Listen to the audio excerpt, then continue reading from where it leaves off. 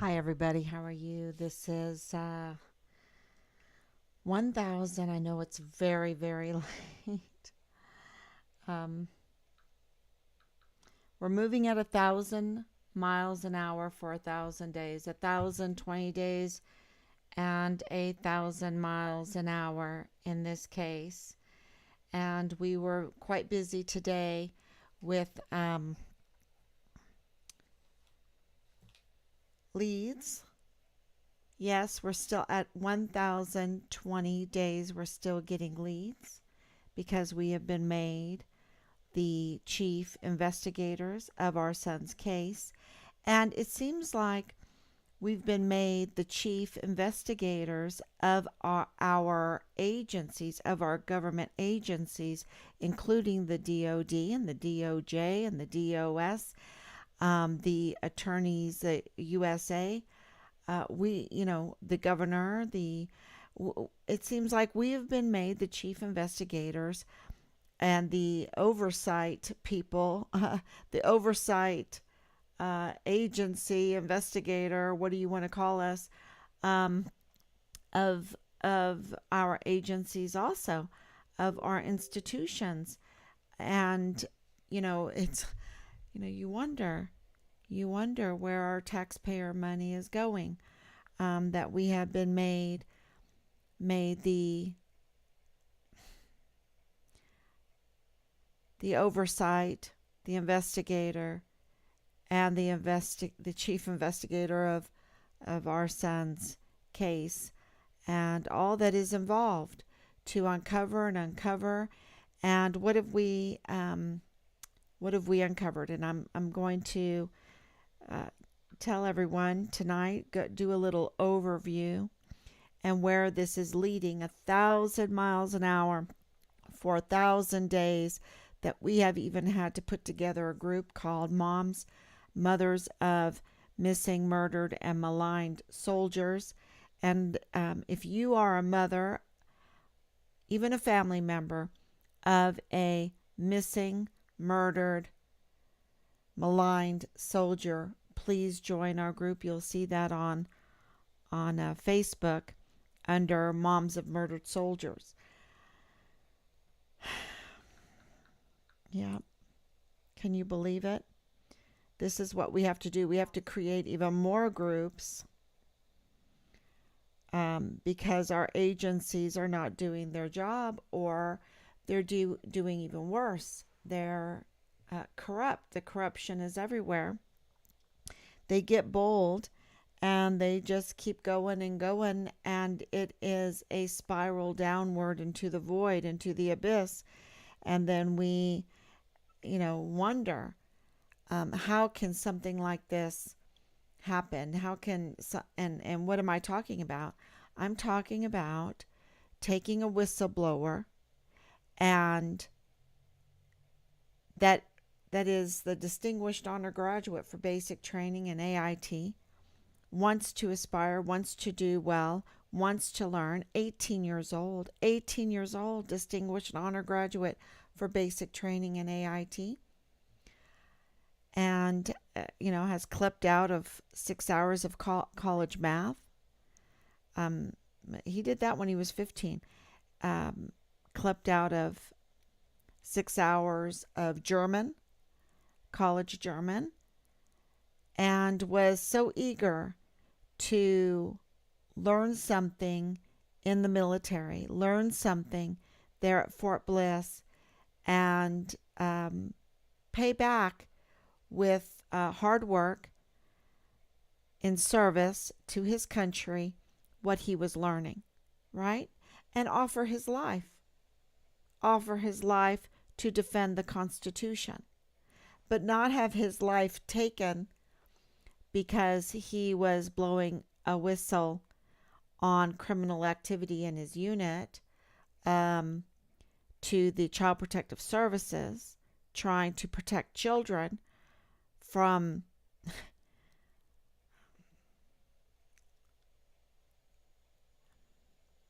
being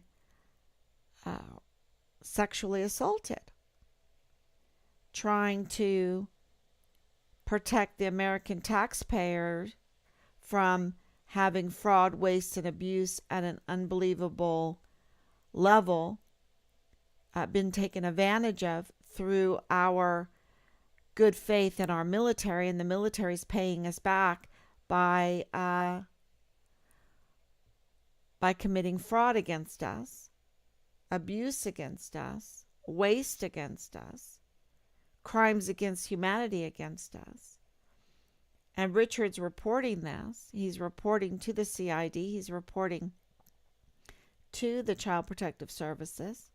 And then he is retaliated against by his unit because the advocate that we've been told in the CID that was appointed to him, the victim's advocate, to protect him, right, to use his power to protect him, has a conflict of interest, is involved in this very criminal syndicate. I mean, that's what we're being told, because he's leaking Richard's file to be used in a report about a child being raped, child 7 years old being raped, to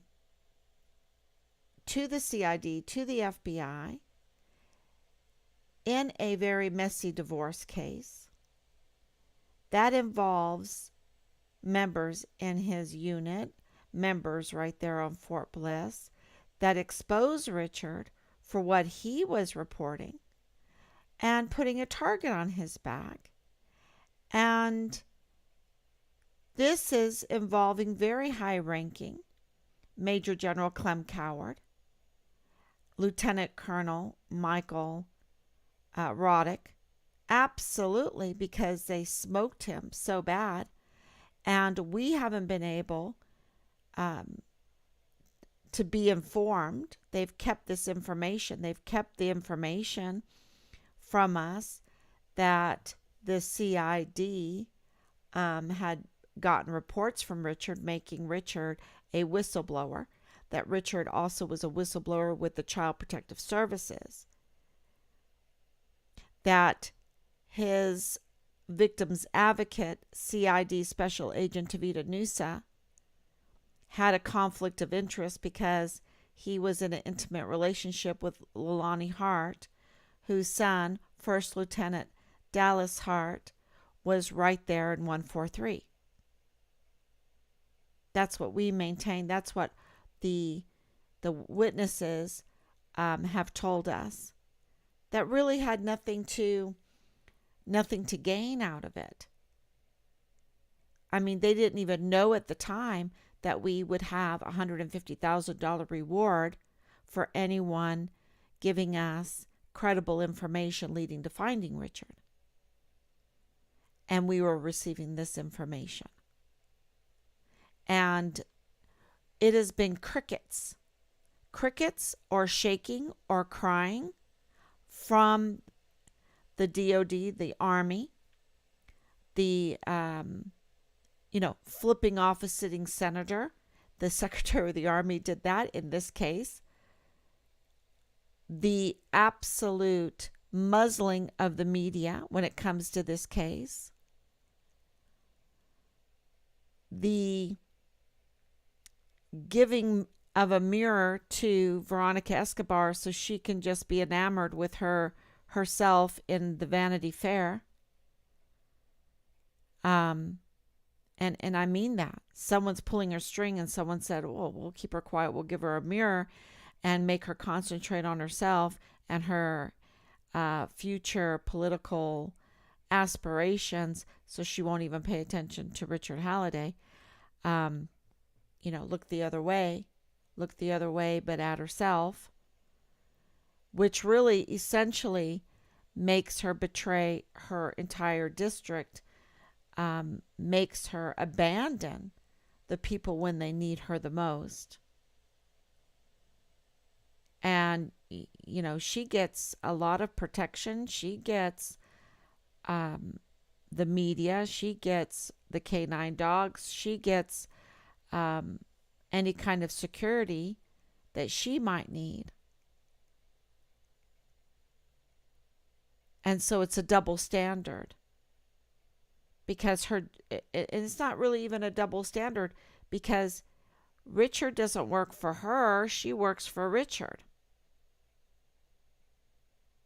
And she should be doing whatever she can to get to the bottom of this when we have uncovered so much that there is a conflict of interest right there in the very small office. I don't even know if it's 10 people in the CID office there at Fort Bliss. And there's two conflicts of interest. One with Tavita Nusa, Special Agent Tavita Nusa, who lost his badge. That's a very big deal. What do you have to do to lose your badge as a special agent, especially if you're a corrupt group of special agents? And they are a corrupt group. Because they failed to tell us that Richard was a whistleblower. Absolutely, the first meeting, they should have said Richard was a whistleblower. And one of our special agents was assigned to be his victim advocate and yet burned him. Illegally exposed him. Essentially put a target on his back. And could be, with further investigation, the reason why Richard was murdered. And we absolutely know at this point 1,020 days and the 1,000 days of proof, the one thing after the other, that Richard was murdered. And we have these autopsy reports.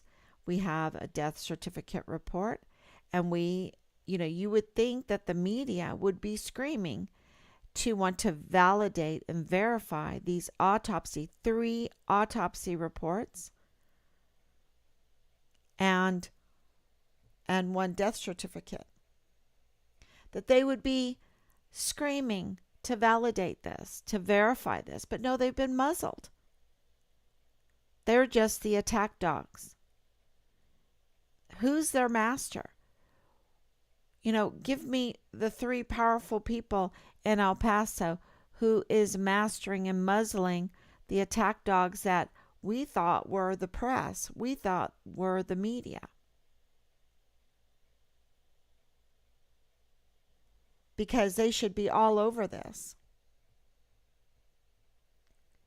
And absolutely the 3 areas. And what chances would it be that the 3 areas that have been pretty much, one of them definitely long established, and that is the kilometer 29 right there in Mexico.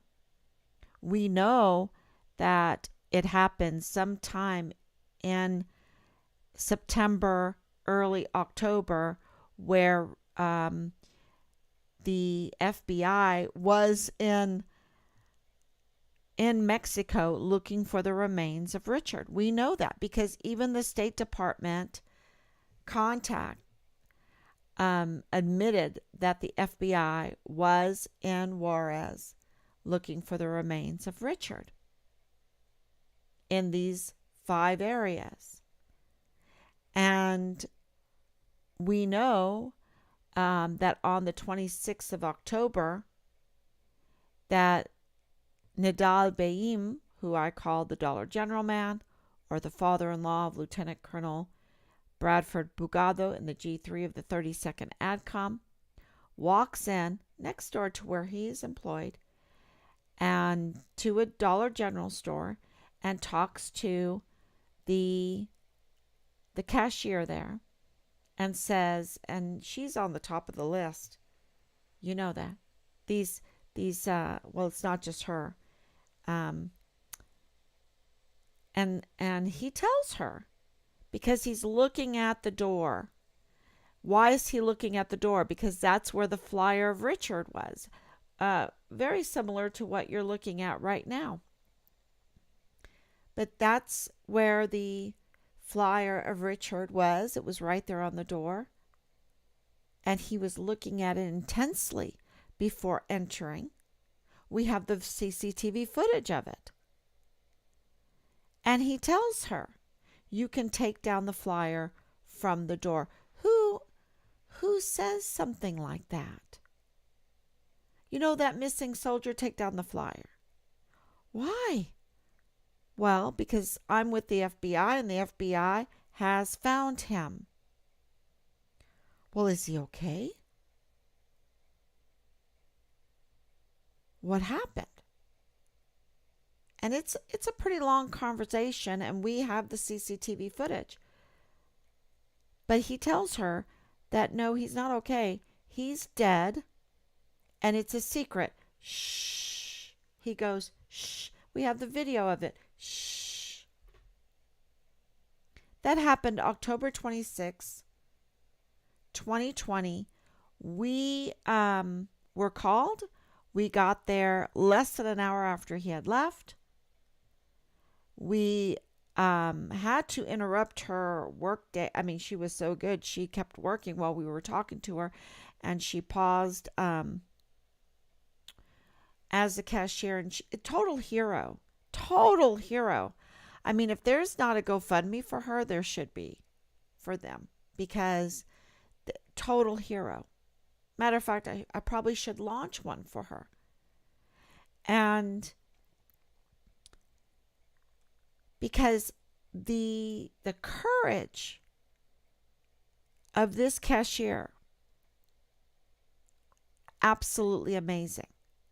Because even though he told her he was with the FBI, even though he told her that, even though he told her, shh, shh, we still received a phone call. We still received the CCTV footage. We still received a fearless, absolutely fearless witness testimony from her right there, an hour. I don't even know if it was an hour after he had left. So very quickly. And we gave that to the FBI. We gave it all to the FBI. We gave it all to the CID. And you know what they said? Oh, he's nobody. He's nobody. Because we didn't know. We didn't know at that time that it was Nadal Baim, the father-in-law of Bradford Bugado, the lieutenant colonel in the G3 of the 32nd ADCOM, which is Richard's command, right? We didn't know that. We just knew we had this man who was somebody. He wasn't nobody. He was somebody. And he was somebody reliable, because when you watch the video, you know that he is somebody reliable. He's not some kind of drug user just out of his mind coming in. He's not some insane character. He's not some, person off the street that just wants some excitement. He was a reliable witness. And they told us he was just some guy, and he's not. He's not. And, I don't know. I don't think he meant for it to get out, because he said, shh, shh. But his very being couldn't let it be a secret. Whether he meant it or not, whether he wanted to have good intentions or not, his very being could not. He knew the gravity of this. He knew the gravity of a soldier who, we are told, and through the autopsies, through witness, that Richard was in uniform at the time. The gravity of and I believe he was abducted from his barracks room. There is like this drawing out. Maybe he was, they were trying to convince him to come out. But I don't believe that. I think that they tried. I think that they tried to call him to try to persuade him to come out of the barracks. But we're getting leads that say that he was telling people that he was fearing for his life. And I don't think they were successful at willingly trying to get him out. I think they had to apprehend him. Um, because of the information that we have, I think they even did like a theater of an arrest. Like, we're arresting you. We're going to even handcuff you in front of everyone. Now, that's just a scenario from all the information that we're getting that that we've put together. But I think that's how they got him out. That's why he was in uniform. And that's why his hands bound.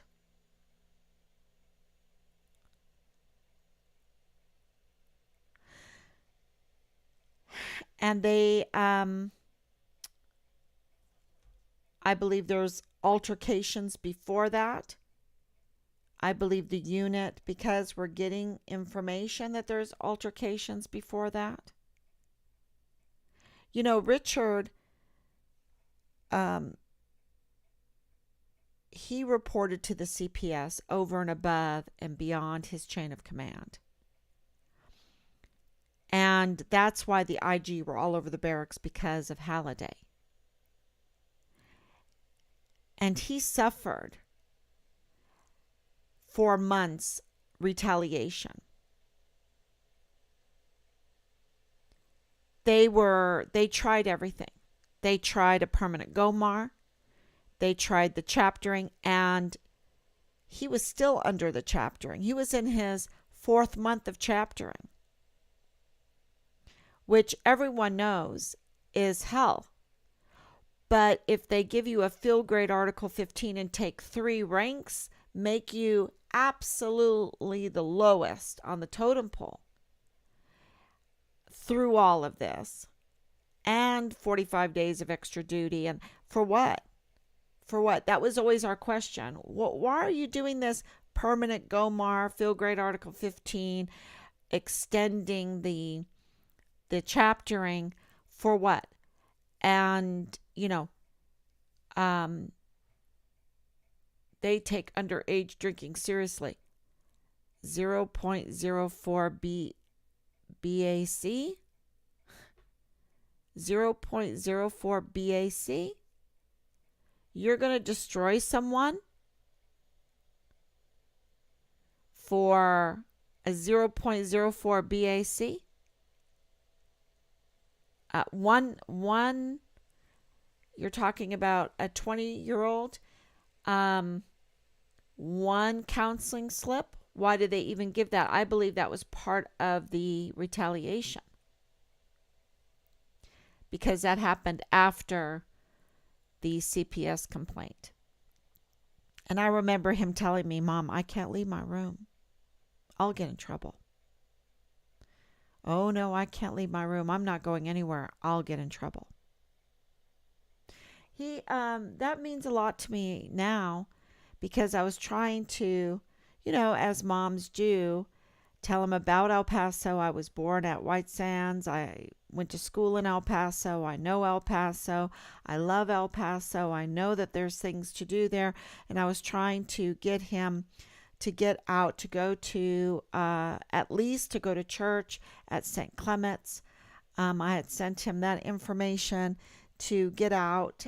He liked to horseback ride. He liked to hike, to get out and experience the ATVs, and he's like, no, I can't. I'll get in trouble.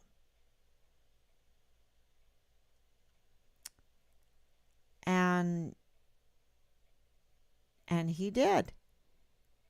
He self-reported because of the traffic pattern there. And yeah, but I don't think that the self uh, reporting for a U-turn is why they retaliated so heavily against him.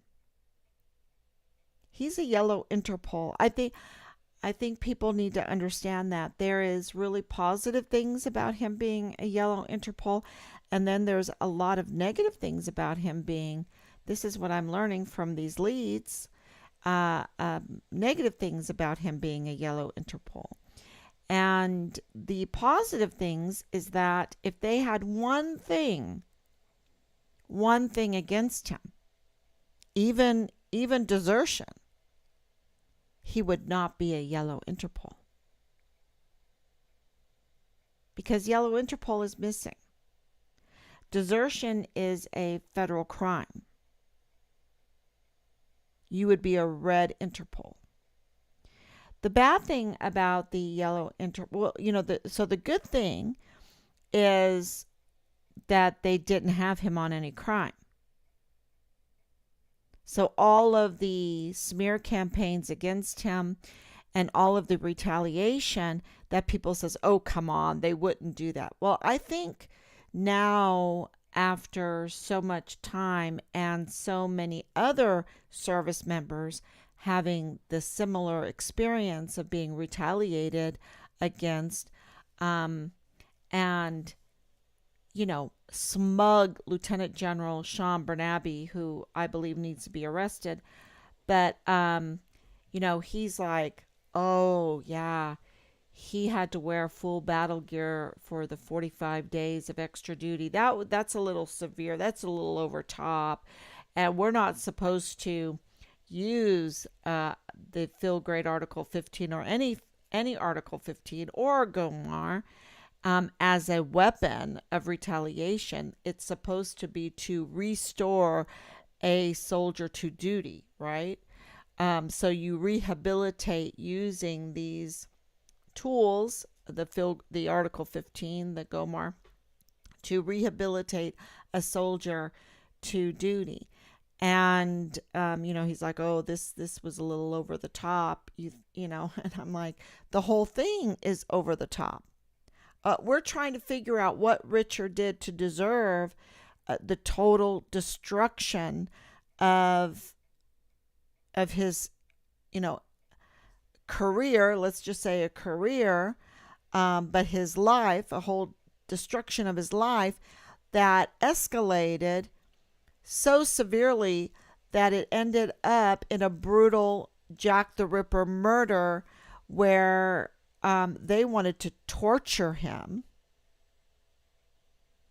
And I'm not being hard or cold-blooded. I am walking that fine line of the chief investigator of my son's homicide and being a mom. Right? And so I have to tell you, as the chief investigator of my son's homicide, that the Jack the Ripper murderers in this are mentally ill, y'all.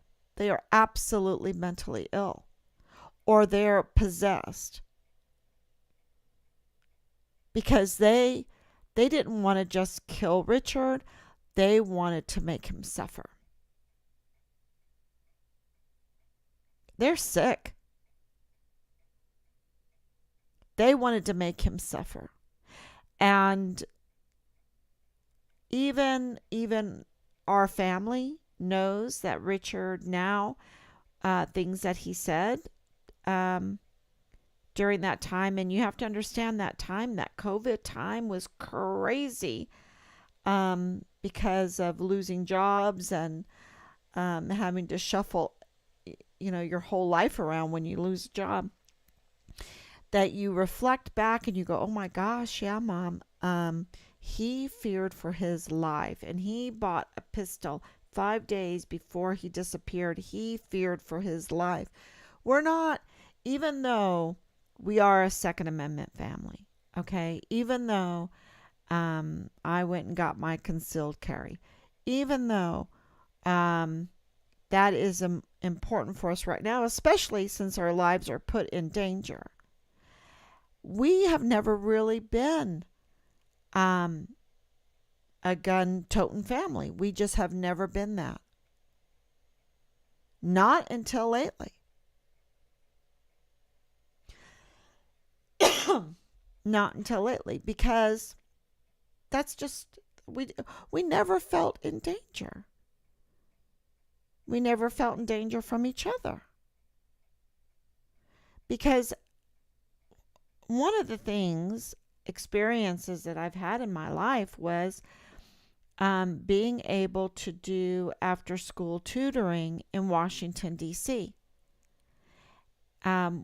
Rob was at Walter Reed, perfusionist, PA, working the heart and lung machine during open heart surgery there at Walter Reed when Walter Reed was in D.C. that on Georgia Avenue. And during that time, I tutored for the inner city Washington, D.C. students at a friend's school, which is a Quaker school. And if my student, one of them in particular I'm thinking about right now, if he missed the bus, then I would just give him a lift home. And he would say, no, you can't drive me all the way. You can only drive me so far. And you can't go the rest of the way. It's way too dangerous. And he would wear these big pants and everything with all these big pockets and stuff like that. And everything he owned was in his backpack and in his pants and pockets. Because when he got home, because of his home situation, he feared for his life. And he had to put padlocks on his bedroom.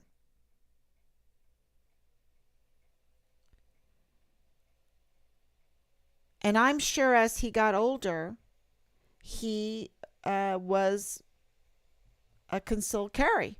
If you could be in Washington, D.C., which I don't, it's illegal. But he feared for his life. And he feared for my life. So he would only let me drive so far and he would get out and go the rest of the way himself, which was frightening for me to let him out. But he would not let me go any closer. And, you know, it was made you very thankful, made me very thankful for the safety of my life, my house, my area that I lived in. Absolutely for my family again, I have to say. And now, as this has happened, and Richard was said to have gotten a pistol. Now, he went and got a rifle. He had talked to Rob about the rifle. He never talked to his dad, about the pistol. And that's really curious for us. And of course, we've all agreed that he feared for his life. And we have now leads that say he was telling people he was fearing for his life. And that's why, January, this is our timeline. January, he went to the Child Protective Services. It wasn't until June of 2020 that he went to the CID. And that's because he feared for his life. He feared for his life. He wanted to report the illegal activity that wasn't really getting anything done from CPS or from, I guess, the IG being all over the barracks because of Halliday. But he went to then the CID, and the CID appointed, this is what our leads are telling us, Tavita Nusa, Special Agent Tavita Nusa, to his case. So he just walked into a lion's den, because not only was Tavita Nusa absolutely a conflict of interest and no way and no how wanted anything good for Richard because of his involvement with the unit through a very intimate relationship of the mother. And you have to understand, Tavita Nusa wasn't new to El Paso. Neither was Leilani Hart. Neither was Dallas Hart. Neither was James Hart. Neither was Jay Paulin, and several others, including Hemasochil, including Michael Ruggiero. You know, they're ADA, altogether different army. They're there, they're established. Dallas Hart went to school there. He spent his whole life there. His major part of his life there in that El Paso area. He knew Jay Paulin before he went into that unit, because his dad knows Jay Paulin, James Hart. They all know each other. James Hart knows Tavita Nusa. And Corinne Adeline West, her telling me that her daughter, Deborah Sarah West, doesn't know Dallas Hart. That they don't, there is even, they get contracts. They get out and they get contracts. They're even contractors that had been working together before. They knew Clem Coward before he was a general. You see, they worked with him. Same thing with Lieutenant Colonel Roddick or Jones. What about Command Sergeant Major Jones? That was his home. He was coming back home. There's even an article. He's not new to El Paso. And Richard, living his life mostly in Germany and Ireland, he didn't have those kind of contacts, that kind of foundation there at Fort Bliss in El Paso. He depended on the standard operating procedures, the creeds, and the NCO creed, and the training that these 44 four-star generals and admirals that have betrayed us, absolutely, because they can't lead their military to esprit de corps, to honor their obligations to care for their soldiers. We know that. That's why the numbers in recruiting are so low, because if you put out there right now, don't join the military, everyone's got like thumbs up, don't join. Why? Because the esprit de corps is not there. The honor and integrity and respect to honor your obligations to defend the Constitution and also to care for the volunteer sons and daughters that join to serve is not there. No, and it doesn't even stop there. It gets much worse. They are made targets of fentanyl cells, targets of sexual grooming, targets of retaliation, racketeering, you name it. They are made part of the business plan.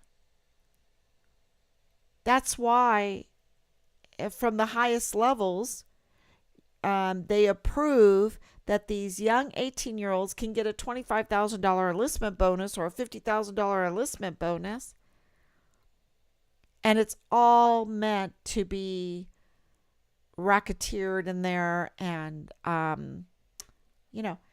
let's sell you some alcohol at the class 6 is right beside the barracks, right? It's it's so clear that our volunteer sons and daughters are not there to protect and defend the Constitution of the United States, but to be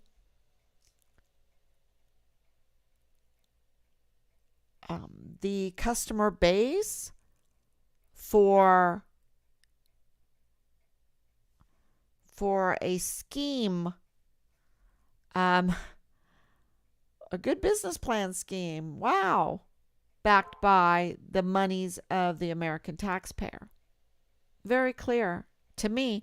And I was listening to a radio program today, and they were talking about Ron Paul, and I'm very proud that I've voted for Ron Paul twice. Why? Because Mises Institute, Mises Economics, which is the Austrian School of Economics, which is what we taught Richard amongst the others, but we were like, but this one's a good one, the Austrian School of Economics. This is the one you need to learn, right? Really pay attention to. Of course, the Chicago School, of course, Keynesianism, and the Weimar Republic, and what is money, and what is inflation, and what can happen when you don't have real money. What is money, right? And so I was hearing that Ron Paul is being mentioned quite a bit lately because he's right. He's like one of those Old Testament prophets, quote unquote. And, Richard knew Ron Paul. Richard knew Ron Paul. He even donated to Mark Dice. And so does that make us Republicans? Well, Ron Paul was running as independent. I think it was the Constitution Party, or what was it? It'll come to me. And then there was no chance of it. There was no chance to get on the ballots and everything. So he ran as a Republican. No, I was a Ross Perot voter. That wasn't Republican. But so I'm just saying that's not what drives us, being a Republican or a Democrat. That's not what drives us in the Halliday family. We want reality. We want truth, because truth is beautiful. And the truth in this case looks really horrific. But the truth is beautiful, because when you know the truth, you can have accountability. You can have the consequences. And the consequences here are going to be severe, because we're going 1,000 miles an hour right now, getting leads and leads, because things are breaking, because they see what's going on in the bigger picture now. They don't have the big COVID cloud hanging over their heads. I mean, it's still there, but it is not preventing them from seeing other things that are going on around them. And in 2020, it seemed like everybody, for the majority, had that big cloud, blocking their view on anything else that was going on in the world. And so we are getting traction now, because we are looking at the processes of everything, like the yellow Interpol, which is the elephant in the room. Because if they really wanted to find Richard if everything, oh, he is this big criminal. Well, why didn't you make him a red Interpol?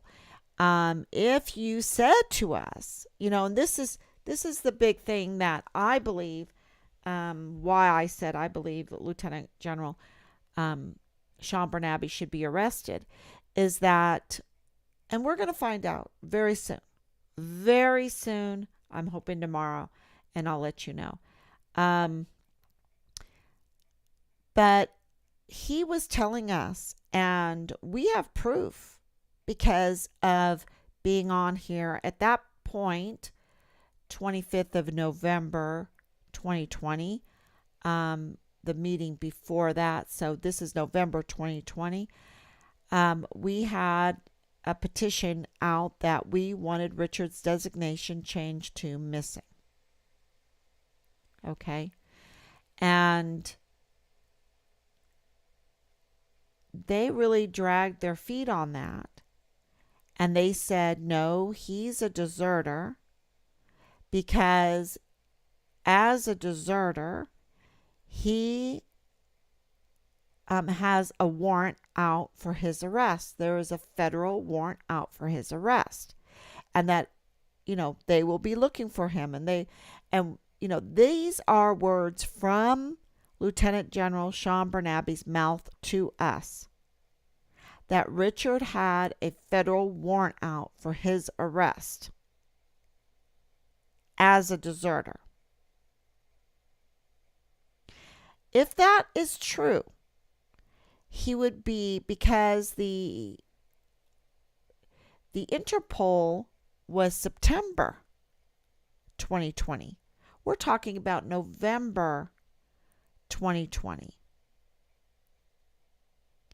And he was saying, you really don't want him to change to missing. And we're like, yes, we do. We do. And so he was, because we want the truth. If his whereabouts are unknown and there's proof that it's not him deserting his obligations, if it's a homicidal reason, then if we have evidence that he was murdered, then why, you don't want to designate him as a deserter. And because Richard did not take his passport with him, even though the CID botched investigation all the way through, because the CID told us when we were still in Sarasota, Florida, before we even made it to El Paso, we asked in the inventory of his things, is there his passport? Did you find his passport? Because Richard, being a world traveler, and he was from Asia to Europe to the United States, he was a world traveler. He knew his passport. And they said that his passport was not in his things, in their botched view of things, in their botched investigation. But when we were made the chiefs investigators of our son's case, and Rob, I want my son's things, and we got Richard's things, and what did we find? Lo and behold, in an hour, there was his credit cards. There was not all of his credit cards. I have to say that, but absolutely his passport and his things. So, if you're going to desert, you would take your things with you. Right? You would take it all with you. You would take your Bitcoin with you. He had Bitcoin. You would take that with you. You would take the thousands of dollars in your account. Not a lot, but a few thousand. You would take that with you. And, so that there was enough evidence there.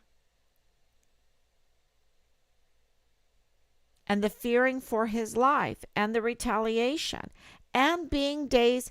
I mean, could it have been? When were they going to let him go? They've never told us. How long was his chapter going to go on before they finally let him out of that hellhole we call the U.S. Army right now?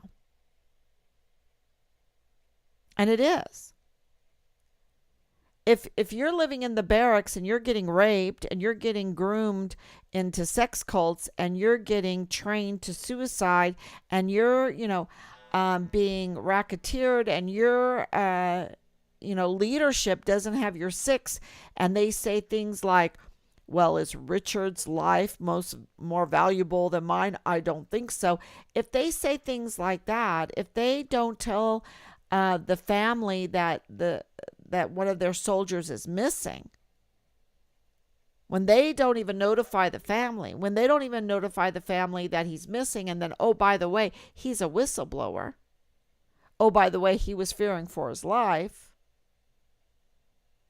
He was reporting to the Child Protective Services.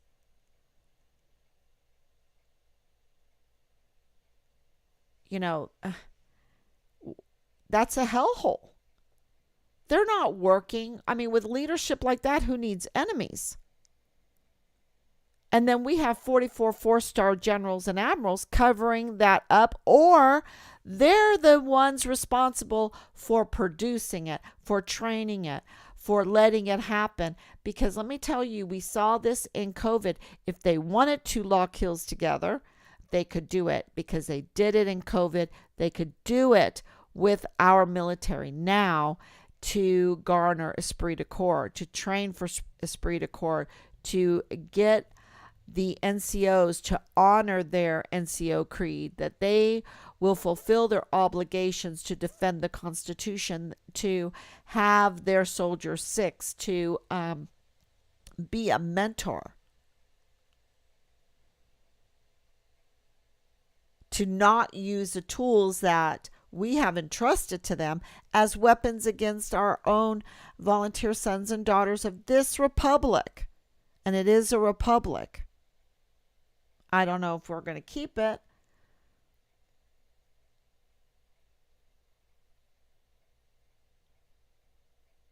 And if they are defending children in a home, one of them 7 years old being raped multiple times in Leilani Hart's master bedroom, if that's what they're defending, then that is a hellhole. If they're defending abducting, and I believe that Richard was abducted somehow out of his barracks, taken to a location, and tortured, y'all. I think that they questioned him, interrogated him. Who would know how to do interrogations? Who would know how to torture? Who would know how to Jack the Ripper murder him and cut him asunder? Who would know how to dismember him and for transportation to different locations? And was that dismembering there in Mexico? Because I believe that they took him into Mexico to kill him. And I believe the dismembering was in Mexico. Now there's other locations, but my personal, from everything that I know, I believe it was in Mexico. And I believe he was in uniform in Mexico. And why do I say that? Because Dollar General Man said Richard, they found him in Mexico. In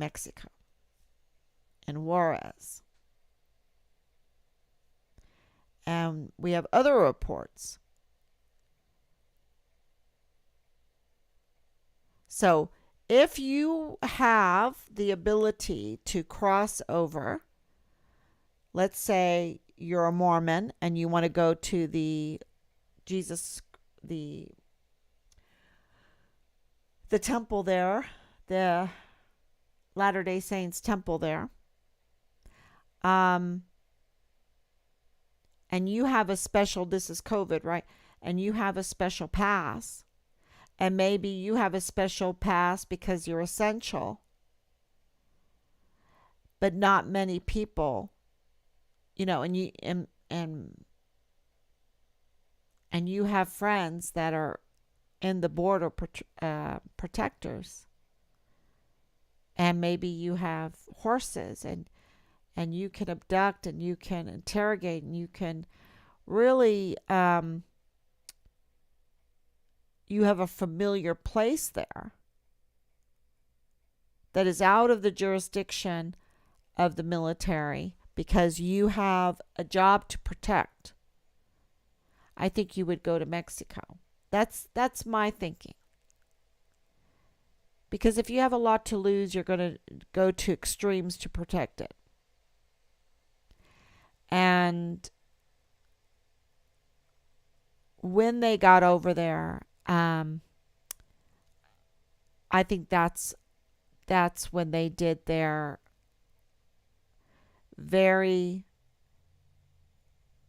Jack the Ripper type demon killing of Richard.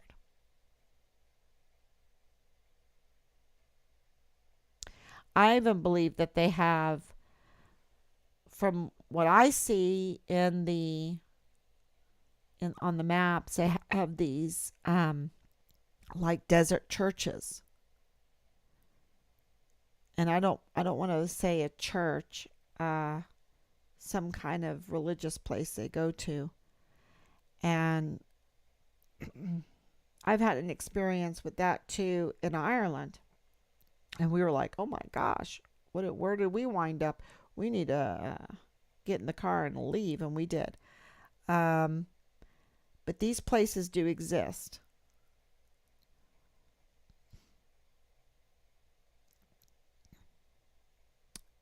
And I think that they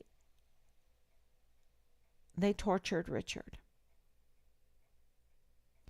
And the people were so sophisticated, like, this is where it gives me really the chills when I have Jay Pollin's words in my head. Oh, do you heard of Vanessa Guillen? Well, I just want to assure you this isn't that. Um, because Vanessa Guillen's death was very sophisticated. And I believe Richard's also. And why do I say this? Because when Rob calls a captain and he's breaking up, he's like breaking apart. I mean, he's just can't hold it together. It's not because my son is AWOL that he is not holding it together emotionally. It's because something that happened to Richard. It's because of what's happening in the unit. It's because of some really evil stuff going on. And that's why, and we have 1,000 days of proof with all of these live streams of the shaking, very nervous. And we even have a 6'8" just 2 days ago. 6'8". He might be even taller than that. But 6'8", law enforcement officer, more so, that is afraid of his own agency, afraid to even log in Richard's name. Because bells and whistles, this is a quote, because bells and whistles will go off to others, and they will know that he was looking into Richard Halliday. Now that's saying a lot. That's saying a lot. And this is how we even have video proof of a soldier that was screaming at the top of his lungs. And then when you go and confront him, he's just like shaking like this. He's a mess. Absolutely a mess. And I'm like trying to be as nice as I could. Look it up. And how they would go to the extremes to send a senior leader, some senior leader. I wonder, Anthony Swafford could tell us who that senior leader was that he heard from, that spoke at the guard mount to the military police right there at Fort Bliss to get people to not care about Richard, right? Let's smear his character, turn him into a bad person, and then no one will even care that he has been brutally cut asunder, chopped up in Mexico, partial remains, and then, brought back over to Red Rio Range or to 244, Area 244, which I want to talk about Area 244. Area 244, Kamal Jabbar training area. If I'm right, and I have the video right here. I'm not the video, but the picture. Let's see, yeah, right here. So here it is. Oh, I'm so glad. So this is this area, and they have equipment out here. They store equipment out here. They have all these buildings, but this is supposed to be a mock Afghanistan village that they do their training out here on Fort Bliss, in the desert. And we were told December 2020, we get a phone call during Christmas, y'all, saying, hey, did you know that Lieutenant General, he was a Major General at the time, he got a star for all this, Major General Bernabe, but he's going to hell. If he doesn't do something noble and good and true, and he's going to hell. I can tell you that right now. And I'm not judging. I'm not judging. It's just that I know God's word. I know God's word. And you don't protect your young soldiers from getting chopped up and dismembered and then put into different places, and you're looking for his remains, and you don't even notify the family when your obligation is to notify. Keep the family notified. You could even use a CID. You have everything. We've given you everything. We've given these generals everything. They can go to the civilian world. They can go to the media civilian world. They can use they have big staffs. They have all kinds of lawyers or SJAs. They have it all. They have all these resources. They have job security. They have their pensions. They have it all. And they don't notify a family that, hey, during Christmas, and then he's using Christmas to do it. Okay, you look for a lost sheep. You have to break that holy day to look for a lost sheep. Okay. But it's our son's remains. And we have to hear from a third party that he's looking for the chopped up remains of our son at Kamal Jabbar.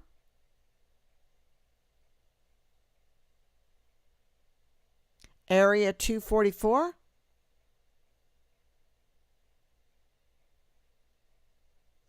That's in December of 2020.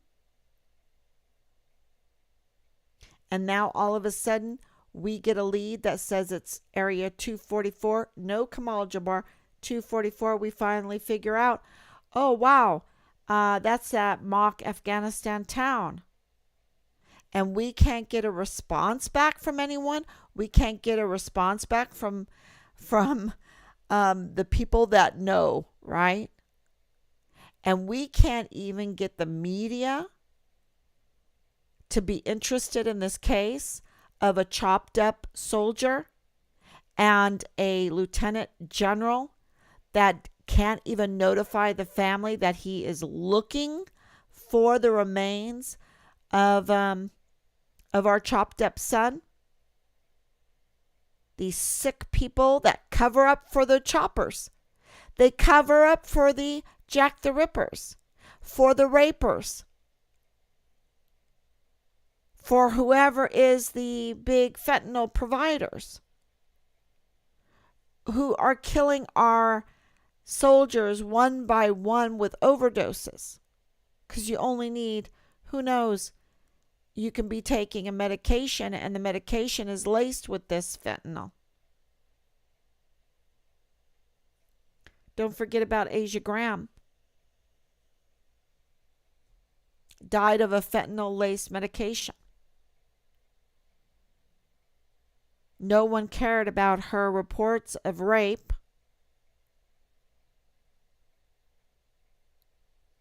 The barracks flush with weapons because they're all afraid for their lives because it's like a criminal. It's hell. Absolute hell. And these hellions give Major General another star for turning up the fire in hell and not even notifying a family that you're looking. Oh yeah, we're looking for Richard's chopped up body. We just wanted to let you know. But no, we have to hear it from a third party.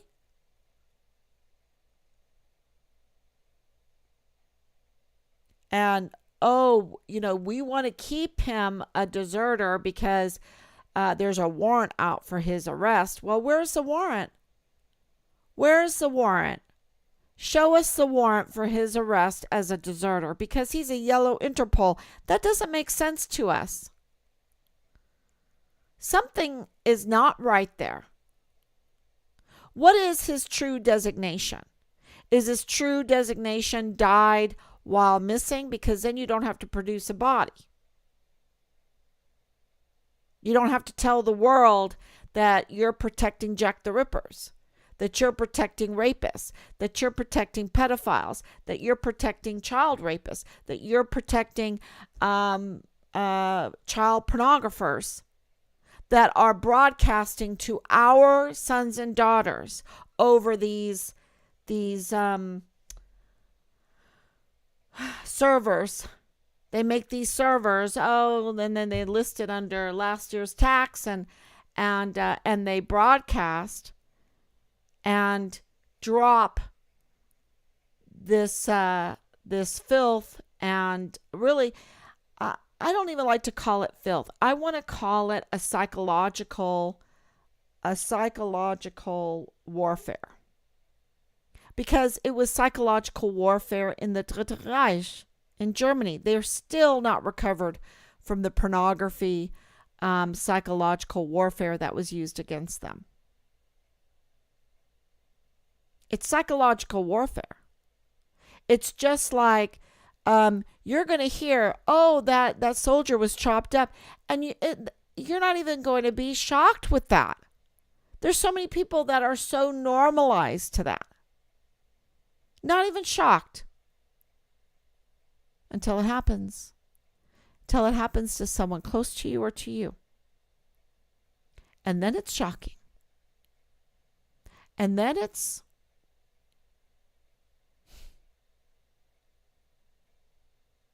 you'll spend night after night after night trying to get justice, trying to get someone to speak up, warning them that they're going to go to hell. This is serious stuff here. This is not like a little lie. This is serious tickets into hell because they're creating hell on earth.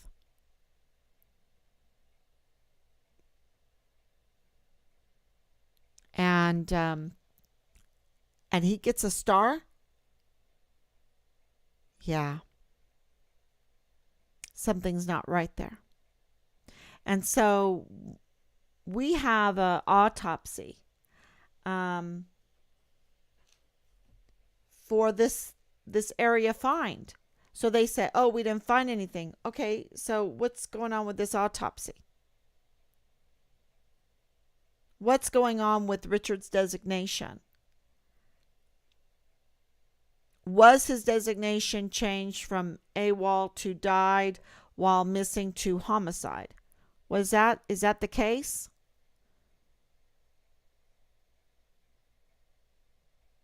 And you didn't want to put any kind of spotlight on him, so let's just make a yellow Interpol because they have to follow some kind of legal protocol.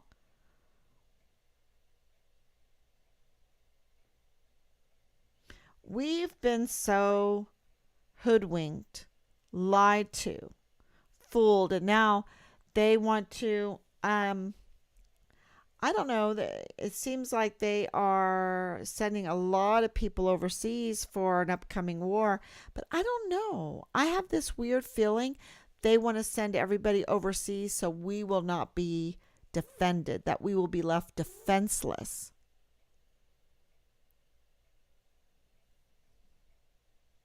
I think the target is the United States.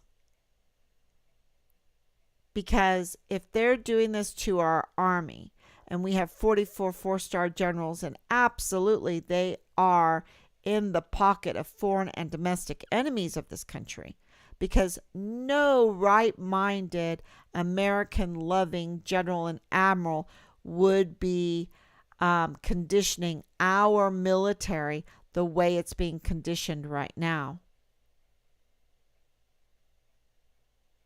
Because yeah, and you know what I'm talking about.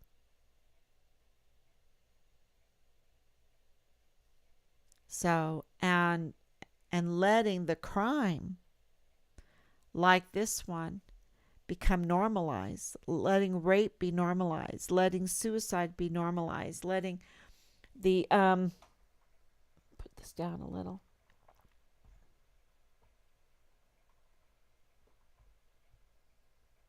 Yeah.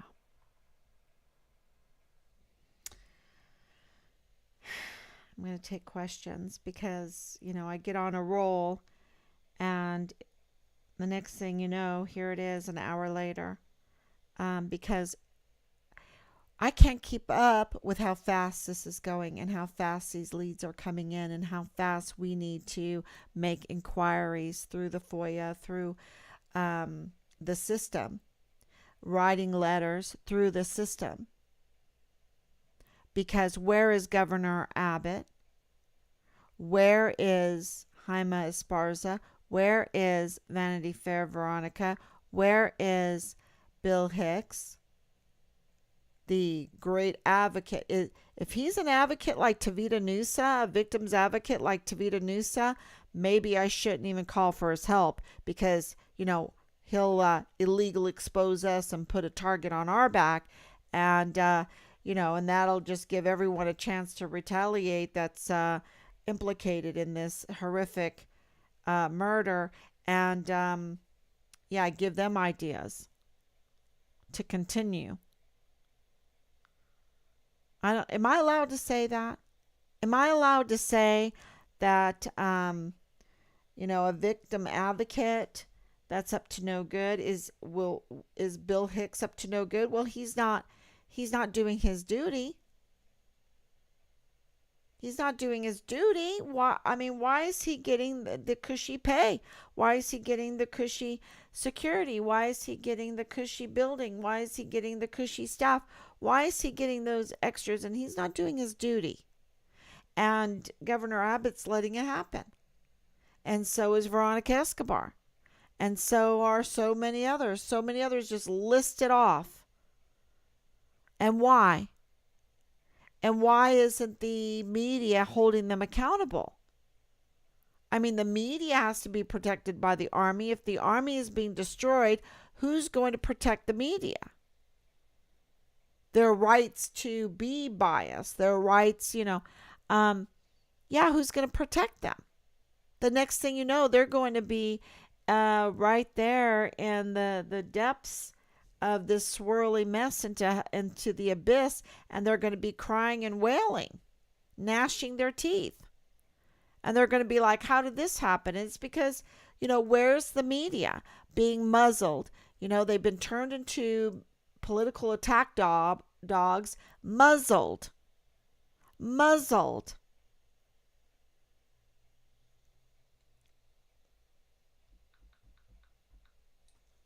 And I have to discover through Team Find Richard Halliday and the leads that Richard, because it's worse, y'all. It's worse. What I'm being told is worse than what I'm telling you. What they did to Richard is worse than what I'm telling you. Because I don't know if I could take, um, yeah.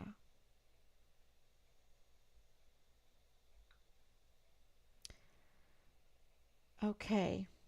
If you have any questions, thank you so much for all the support, the comments. Thank you, Danielle. His conscience was telling him to tell someone, in my opinion. He couldn't hide the horrendous information that he knew about, in my opinion. Thank you, Danielle. Danielle, then when the person said Richard was good at digging foxholes, it still gives me chills. Instead of a condolence letter to the family regarding Richard's disappearance, flat out evil and psyops against the family, in my opinion. Absolutely. And the yellow Interpol is a psyop. Because if you look at the picture, um, and we got jokes thrown at us about Richard's Interpol, and it was like, really? Why would you joke about that? Why? It was just so odd and telling and suspicious. So, yeah. Did this maybe happen during Richard's extra duty late at night? No, I think his extra duty, well, I know that his extra duty was finished, but who knows? Um, I have this weird feeling that they arrested him. Now, I don't know if I'm right, but I have this weird feeling that they went and put him under arrest, and that's how they got him out of the barracks. I, I because of things that I know about the autopsies and that's my feeling. Items that were found near the pieces, um, that's my feeling. And I don't, and I think that's how they got him over to Mexico, because they had arrested him and they took him over there unwillingly. They abducted him in an official way. And I would really like his unit to clarify that. Because, the things that were the leads that we're getting, you know, that's what it seems like happened. Was, yeah. So thank you, Danielle. Thank you for coming on so late. I know I'm really late tonight. Um, and I'll try to be early tomorrow. We'll see. But it's just there are the priorities of getting these letters out, the priorities of getting these FOIAs out, just so that they are out. We're at the point right now we don't even expect really a return, if because they're so illegal, they're so corrupt. So we're, and maybe I shouldn't even say that, because they'll be like, oh, she doesn't even expect it. But maybe we will. Maybe we'll get some information back. And I think tomorrow um, we will. And there's other things going on because I think it's all cracking. And that's what needs to happen for a long time now. From the beginning, remember, I even had the t shirt with all the crack marks. I need to dig that t shirt out again and wear it. It has to break. The silence has to break. The whole process is breaking, and we're finding out what happened to Richard. So look up died while missing. Look that up. It's very interesting. That designation is very interesting. So, okay, everyone, thank you so much. God bless you. And I will be